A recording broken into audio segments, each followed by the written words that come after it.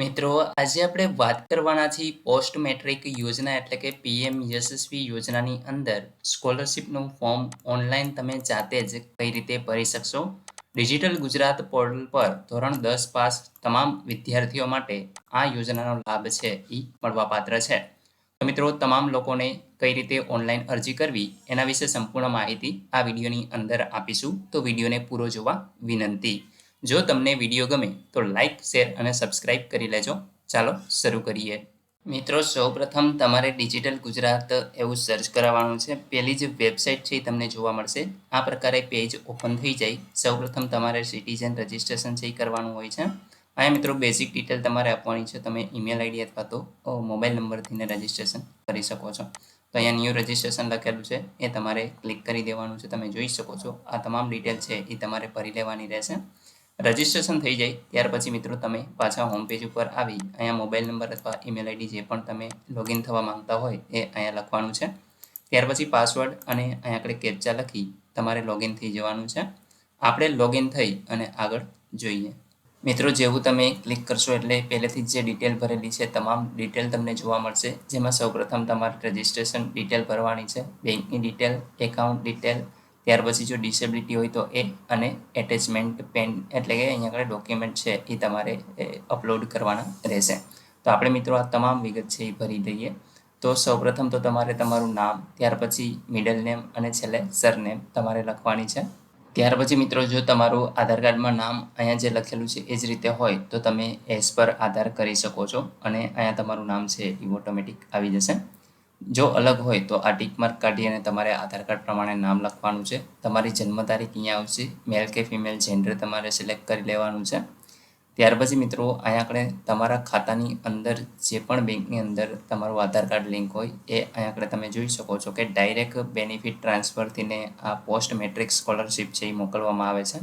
તો અહીંયા આપણે તમારે ટીક માર્ક છે એ કરી દેવાનું છે. તમારું જે આધાર નંબર છે એ તમને અહીંયા જોવા મળશે. તમારે વેરીફાઈ આધાર ઉપર ક્લિક કરવાનું છે. જેવું તમે ક્લિક કરશો એટલે મિત્રો અહીંયા તમે જોઈ શકો છો યસનું નિશાન આવી જશે અને જે તારીખે જેટલી સેકન્ડે પણ તમે આ પ્રોસેસ કરશો એ તમામ વિગત છે તમને અહીંયા જોવા મળશે. તો આ રીતે તમે જોઈ શકો છો. હવે મિત્રો અહીંયા યસ આવવું જોઈએ, ફરજિયાત છે. જો નહીં આવે તો તમારે તમારા મોબાઈલ નંબર છે એ આધાર કાર્ડમાં લિંક કરવાના રહેશે અથવા તો કોઈ પણ મિસમેચ હશે તો પણ અહીંયા આગળ યસ નહીં આવે. તો આ આધાર સ્ટેટસ છે એ યસ આવવું જોઈએ, જરૂરી છે, ફરજિયાત છે. ત્યાર પછી તમારે પરમિટનો એટલે કે રેશન કાર્ડનો નંબર અહીંયા તમારે નાખવાનો છે અને ગેટ ડિટેલના ઓપ્શન ઉપર ક્લિક કરી દેવાનું રહેશે. મિત્રો, તમે જેવો અહીંયા તમારા રેશન કાર્ડના જે મેમ્બર નંબર હોય, જે છેલ્લા પાને બધાના નામ આપેલા હોય એમાં તમને એક મેમ્બરનો નંબર આપેલો હોય છે, જેમાં બીજો કોઈ તો નંબર નથી હોતો. એક તો તમારા જે રેશન કાર્ડનો નંબર હોય છે એ જ આગળ હોય છે અને લાસ્ટના જે 3 ડિજિટ હોય છે એ તમારા રેશન કાર્ડમાં જે મેમ્બર આઈડી હોય છે એમાં આપેલા હશે. 00 1 2 3 4 5 એ રીતે જેટલા પણ સભ્ય હશે એ રીતે તમને જોવા મળશે. તો મિત્રો અહીંયા 00 એ રીતે તમારે લખી દેવાના રહેશે. ત્યાર પછી ગેટ ડિટેલ કરશો એટલે ઓટોમેટિક અહીંયા આપણે રેશન કાર્ડનો નંબર આવી જશે, મેમ્બરનો નંબર આવી જશે, મેમ્બરનું નામ જે આપણે અહીંયા જોઈ શકો છો કે જે પણ વ્યક્તિનું ફોર્મ ભરવાનું છે એનું નામ આવી જશે.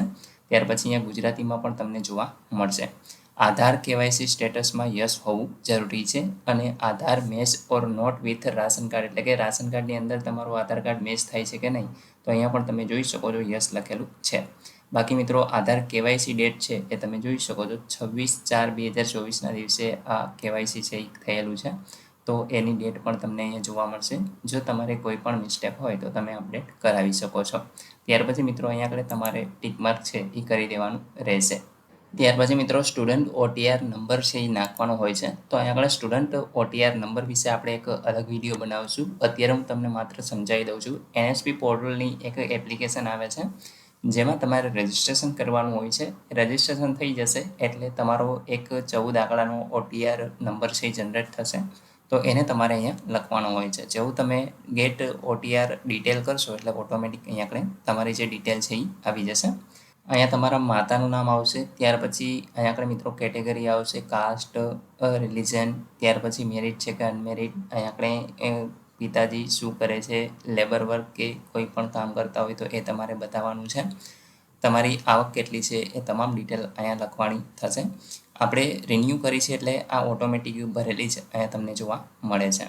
પછી મિત્રો કરંટ એડ્રેસ આવશે. તો અહીં તમે જોઈ શકો છો કરંટ એડ્રેસની અંદર જે ડિટેલ તમે પહેલાં આપેલી છે એ તમામ ડિટેલ તમારે વિગતવાર ભરવાની થશે. અહીંયા આપણે કરંટ એડ્રેસ તમારે નાખવાનું છે જે પણ એરિયામાં તમે રહેતા હો. એ જ રીતે પરમનન્ટ એડ્રેસ જો તમારું સેમ જ હોય તો આ ખાનાની અંદર તમારે ટિક માર્ક કરી દેવાનું રહેશે. એટલે ઓટોમેટિક નીચે પણ આ જ એડ્રેસ છે એ આવી જશે.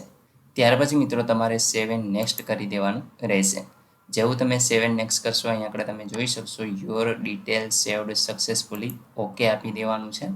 જેવું તમે ઓકે આપશો અહીંયા મિત્રો તમે જોઈ શકો છો ડનનું એક ગ્રીન કલરનું નિશાન છે એ તમને જોવા મળે છે. તો અહીંયા તમારી જે રજિસ્ટ્રેશન ડિટેલ છે એ ભરાઈ ગઈ છે. હવે તમારે બેંક ડિટેલ છે એ આપવાની હોય છે. તો અહીંયા આપણે બેંક ડિટેલની અંદર તમારે એક તો અહીંયા ટિક માર્ક છે કરી દેવાનું રહેશે. તમારા બેંક એકાઉન્ટની અંદર તમારું આધાર છે એ લિંક હોવું જરૂરી છે. તમે ગયા વર્ષે જે બેંકની આઈએફએસસી કોડ આપેલો હતો એ બેંકનો આઈએફએસસી કોડ તમને જોવા મળશે. સો બેંક ડિટેલ અહીંયા તમારે કરી દેવાનું છે. એટલે મિત્રો ઓટોમેટિક અહીંયા આગળ જે બેંક હશે એ તમામ વિગત છે એ ઓટોમેટિક ભરાઈ જશે એકાઉન્ટ નંબર સહિત. અને બેંકમાં જે પ્રમાણે નામ તમારા આધાર કાર્ડ પ્રમાણે જ હોય તો તમારે અહીંયા આગળ ટિક માર્ક છે કરી દેવાનું છે. જો અલગ હોય તો અહીંયા બેંકમાં જે પ્રમાણે નામ હોય એ રીતે તમારે લખી દેવાનું રહેશે. ત્યાર પછી મિત્રો અહીંયા ટિક માર્ક કરી સેવ એન્ડ નેક્સ્ટ કરી દેવાનું રહેશે. જેવું તમે સેવ કરશો અહીંયા પણ એક મેસેજ તમને જોવા મળશે સક્સેસફુલીનો. ઓકે આપી દેવાનું છે. તમે જોઈ શકો છો એકેડમિક ડિટેલ હવે આપવાની થાય છે. તો અહીંયા આગળ મિત્રો તમે રેગ્યુલરમાં છો કે કઈ રીતે એ તમારે અહીંથી સિલેક્ટ કરવાનો છે તમારો સીટનો કોટા. તો રેગ્યુલર સીટ છે, રેગ્યુલર પેડ સીટ છે કે પછી TFW એટલે કે ટ્યુશન વિવર સ્કીમ. તો આપણે રેગ્યુલર કોટાની અંદર જવાનું રહેશે. ત્યાર પછી અહીંથી તમારે 11-12 જે પણ હોય એ તમે સિલેક્ટ કરી શકશો. અહીંથી મિત્રો તમારે જે તમારો ક્લાસ છે ટ્રેડ છે એ તમારે સિલેક્ટ કરવાનો હોય છે. ત્યાર પછી મિત્રો અહીંયા તમારે એડ્રેસ છે એ આપવાનું હોય છે. હવે અહીંયા તમારી સ્કૂલ છે એ તમારે સિલેક્ટ કરવાની હોય છે. એ જ રીતે તમારો જે સ્ટાર્ટિંગ ડેટ છે એ તમારે નાખવાની હોય છે અને એન્ડ ડેટ અહીંયા નાખવાની રહેશે. ત્યાર પછી મિત્રો ધોરણ 11ની વિગત આપણે 12મા માટે છે એ અહીંયા આગળ ભરી રહ્યા છીએ. તો આ 11માના જે ટકા છે એ તમે જોઈ શકો છો. હવે આપણે 12મા માટે ભરવાનું છે. તો અહીંયા આગળ મિત્રો એની વિગત છે. પહેલાં તો 10મા ધોરણનું છે એ અહીંયા આગળ આપણે નાખવાનું થાય છે. તો અહીં મિત્રો તમે જોઈ શકો છો કે આ રીતે તમારે છે એ રો એડ કરવાની છે. પહેલાં 10 અને ત્યાર પછી 11. હવે આપણે 12મા માટે છે સ્કોલરશિપ જોઈએ છીએ. તો આ રીતે તમારે ડિટેલ એડ કરી અને ત્યાર પછી ફી માફી હોય તો આ રીતે 1 1 1 એ રીતે લખી અને તમારે આગળ વધી જવાનું છે. અહીં મિત્રો તમે નીચે સ્ક્રોલ કરાવશો તમારે સેવ એન્ડ નેક્સ્ટ કરી દેવાનું રહેશે. ત્યાર પછી અહીંયા તમે જોઈ શકો છો સક્સેસફુલીનો મેસેજ છે એ આવી ગયો છે. અહીં મિત્રો તમારે ડિસેબિલિટીની ડિટેલ આપવાની છે. જો કોઈ અપંગતા હોય તો અહીંથી તમે યસ કરશો અને તમારે ડિસેબિલિટી છે એ સિલેક્ટ કરવાની રહેશે. જો ન હોય તો અહીંયા સેવ એન્ડ નેક્સ્ટ કરી દેવાનું રહેશે. જેવું તમે સેવ એન્ડ નેક્સ્ટ કરશો એટલે મિત્રો આ પ્રકારે છે એ તમારે હવે ડોક્યુમેન્ટ એડ કરવાના રહેશે. જેમાં કાસ્ટ સર્ટિફિકેટ તો અહીંયા તમારે ટિક માર્ક છે કરી દેવાનું છે. એ જ રીતે બેંકની ડિટેલ આપવાની છે જેમાં પાસબુક રહેશે. ત્યાર પછી ફીની રિસિપ્ટ જો તમે ભરેલી હોય તો ફીની રિસિપ્ટ અને નકર ફી માફી પ્રમાણપત્ર છે એ તમારે અપલોડ કરવાનું હોય છે. સેલ્ફ એટેસ્ટેડ જે સર્ટિફિકેટ હોય છે આગળની માર્કશીટ એટલે 11માની માર્કશીટનું આપણે અપલોડ કરવાનું છે. એ જ રીતે આવકનું પ્રમાણપત્ર, ત્યાર પછી સ્કૂલનું LC. અહીંયા આગળ જો તમારી પાસે બોનોફાઇડ સર્ટિફિકેટ હોય અથવા તો ડિસેબિલિટી સર્ટિફિકેટ હોય તો એ પણ તમે અહીંયા આગળ અપલોડ કરી શકો છો. જે અહીંયા આગળ મરજિયાત છે. જો તમે હોસ્ટેલમાં રહેતા હોય તો અહીંયા મિત્રો તમારે ફરજિયાત અપલોડ કરવાનું રહેશે. તો આટલા ડોક્યુમેન્ટ અપલોડ કરવાના છે. ત્યાર પછી તમારો એક ફોટો છે એ અહીંયા અપલોડ કરી દેવાનો છે. અપલોડ કરવા માટે અહીંયા અપલોડના ઓપ્શન ઉપર તમારે ક્લિક કરવાનું છે. તમે જેવું ક્લિક કરશો અહીંયા બ્રાઉઝના ઓપ્શન ઉપર તમારે ક્લિક કરવાનું છે. એટલે આ પ્રકારે છે એ તમને અહીંયા જોવા મળે છે. મિત્રો જે પણ જગ્યાએ તમે ફોટો રાખેલો હોય આ રીતે તમારે સિલેક્ટ કરી અને અપલોડ કરી દેવાનો છે. અહીંયા તમે આવી જશે ફોટો. અહીંયા આગળ તમને સ્કીમ જોવા મળશે. જે પણ સ્કીમની અંદર તમે એપ્લાય કરેલું છે તો આ સ્કીમ છે એ અહીંયા તમે જોઈ શકો છો. આ ફોટો છે એમની સાઇઝ 2 MB અથવા તો એનાથી ઓછી હોવી જોઈએ તો જ અપલોડ છે થશે. ત્યાર પછી મિત્રો અહીંયા તમે જોઈ શકો છો સેવ એઝ ડ્રાફ્ટ છે એ કરી દેવાનું છે. જેવું તમે સેવ એઝ ડ્રાફ્ટ કરશો એટલે તમારું ફોર્મ છે એ સેવ થઈ જશે. તો જેવું તમે વેરીફાઈ મોબાઈલ નંબર ઉપર ક્લિક કરશો એટલે આ પ્રકારે ઓટીપી તમારી પાસેથી વેરિફિકેશન કરવાનું કહેશે. તમારે અહીંયા કન્ફર્મના બટન ઉપર ક્લિક કરી દેવાનું છે. જેવું તમે ક્લિક કરશો એટલે કન્ફર્મ એન્ડ ફાઇનલ સબમિશનનો ઓપ્શન છે એ એક્ટિવ થઈ જશે. અહીંયા આગળ તમારે એને ક્લિક કરવાનું રહેશે. તમે જોઈ શકો છો તમારી એપ્લિકેશન છે એ અહીંયા આગળ ઇન્સ્ટિટ્યૂટમાં સેન્ડ છે એ સક્સેસફુલી થઈ ગઈ છે. તમારે ઓકે આપી દેવાનું છે અને ત્યાર પછી અહીંથી તમારે એની પ્રિન્ટ છે એ મેળવી લેવાની રહેશે.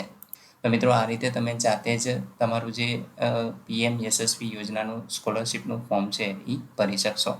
આશા રાખું છું કે આ વિડીયોની અંદર તમને સંપૂર્ણ માહિતી મળી ગઈ છે.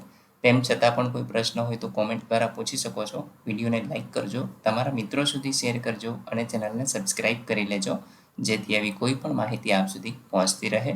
વિડીયો જોવા બદલ આપનો ખૂબ ખૂબ આભાર. મળીએ એક નવા વિડીયો સાથે. ત્યાં સુધી જય હિન્દ.